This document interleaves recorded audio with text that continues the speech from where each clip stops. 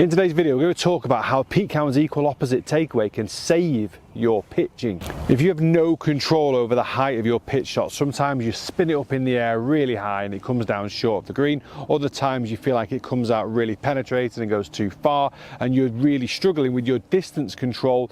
Understanding these takeaway characteristics will be a huge benefit to your game.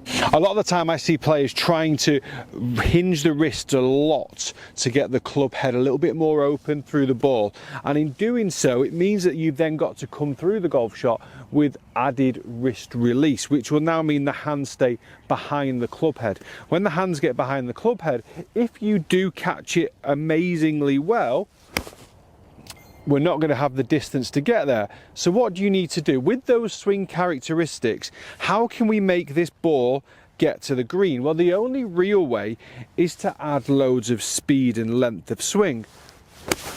And now I've hit that golf ball unnecessarily high, super high, does not need to go that high whatsoever. So what I want to do today, I want to use Hackmotion to demonstrate this point, because straight away at setup you'll see I was in a positive 20 degree extension with my left wrist at setup, pretty standard. But then when I got to the top of my swing, I'd increased the extension or the cupping of my wrist to 30, which therefore meant the club face is open. So when I had too much wrist hinge going back, I opened the club face.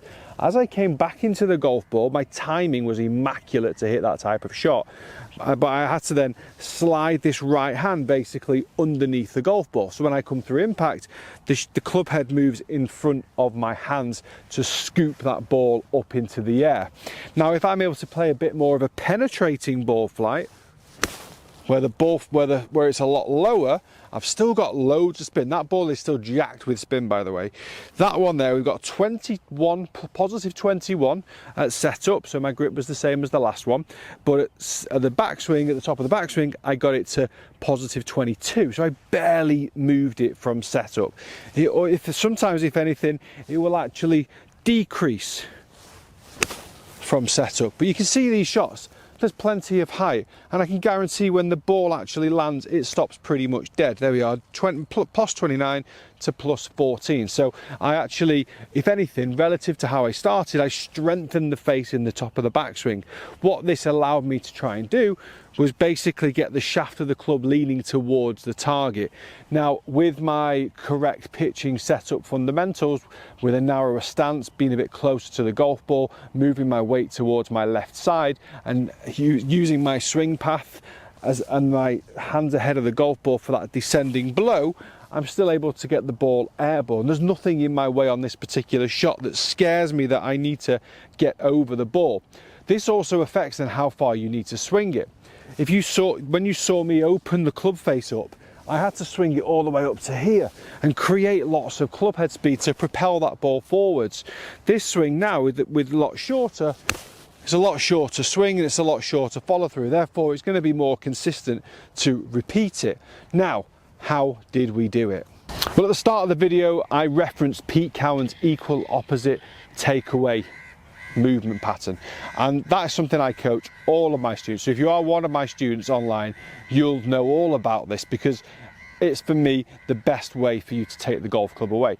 The hands are on the golf club, it's their job, they're a team, they're working together to control this club face and control the shaft, control the path, they're controlling everything, they're controlling speed as well.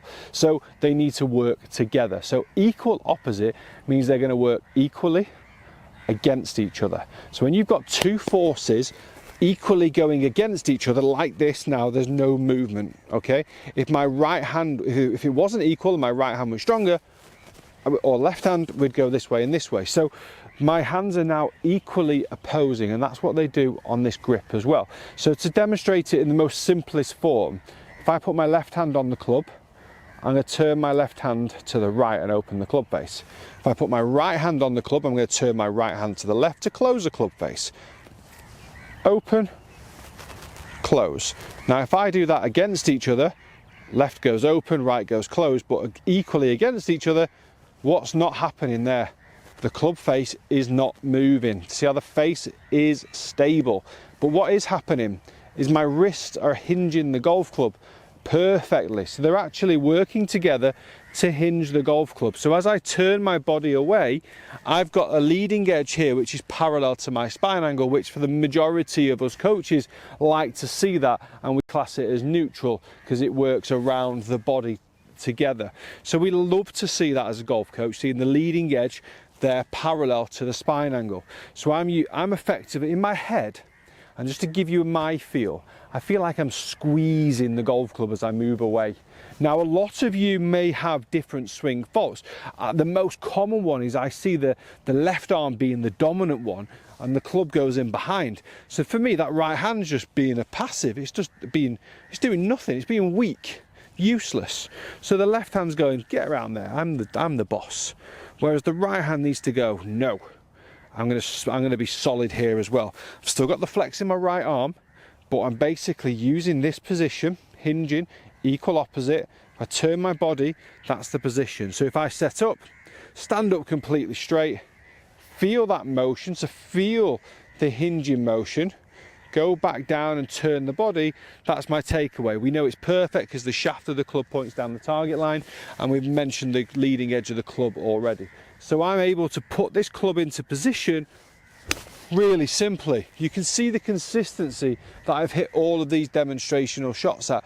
The consistency of the flight, the spit, the launch, we call it a launch window. If I had a little window in front of me here, I'd be able to launch it through there consistently at the same height. What does that mean for distance control? It means I can do the same thing every time because the ball's going to go pretty much the same distance.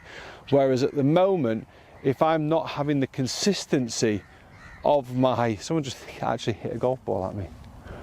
If I've not got the consistency of my wrist angles, then I've got a high one. That might go front edge of the green. Loads of wrist angle on that particular one. What if I hit one so much harder to get it to the back of the green and my wrist angles are not as weak this time? And then I hit it way too, I didn't want to do it, I didn't want to lose my ball. So then I hit it super far, and then we're going to lose complete control over our distances. Someone's actually peppering golf shots at me. So really important that you understand that equal opposite motion. Try it out at your range, try it at home. Again, if you're one of my online students, you'll know that we do this. I get you doing this at home. You don't even need a golf club. Grab your wooden spoon out the kitchen and just start to feel that motion. Actually, I'm not even using anything. Look, I can just do it there, equally opposite against each other. So you can do this at home all day long to get your understanding of how that golf club needs to be working in your hands. Massive thanks to Hackmotion for allowing me to really demonstrate that as well and show the difference in how that wrist angle works. If you love numbers, Hackmotion is for you, because loads of my students have it now as well, because we just talk about all the different drills and just how literally incredibly amazing it is. And the updates they made in 2024 from January to December, I applaud them constantly because they made this piece of tech the best on the market, in my opinion. So fair play to them. Massive thank you to the Tommy Fleetwood Academy here in Dubai for having me down to practice and film videos. Tommy was here all week, so huge thank you to him. What a nice guy, what a nice chap. And massive thank you to you for watching. Take care, see you soon.